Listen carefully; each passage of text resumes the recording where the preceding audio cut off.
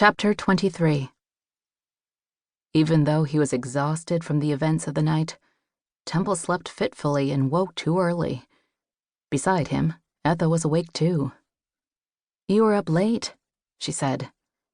Normally he would have told Etha everything about Chester, the threats and mugging, and the huge shiner on a blind man, which seemed particularly awful, but now she was fragile in his eyes, still recovering.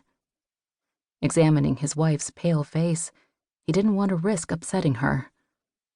"I couldn't sleep, so walked around town for an hour or two." "That sounds fishy.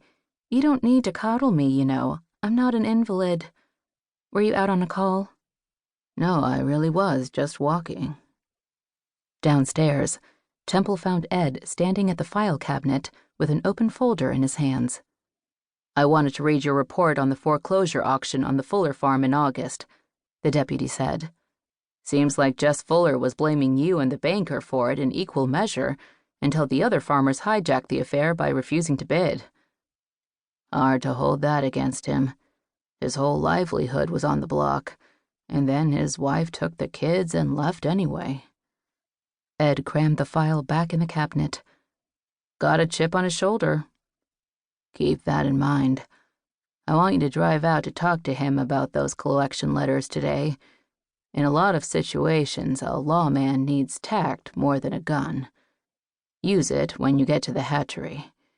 Now, let me fill you in on what happened to Chester last night."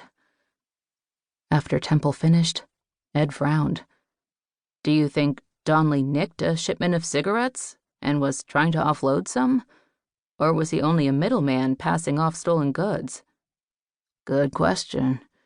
Before Chester called me last night, I was studying Ruthie Joe's ledger for Bell's Drugs and noticed that their sale in cigarettes jumped big time in the last couple of months. Maybe Bill took some thieves up on an offer to sell stolen merchandise, and then, for some reason, tried to muscle Chester into the action." Ed emitted a low whistle. "One more thing.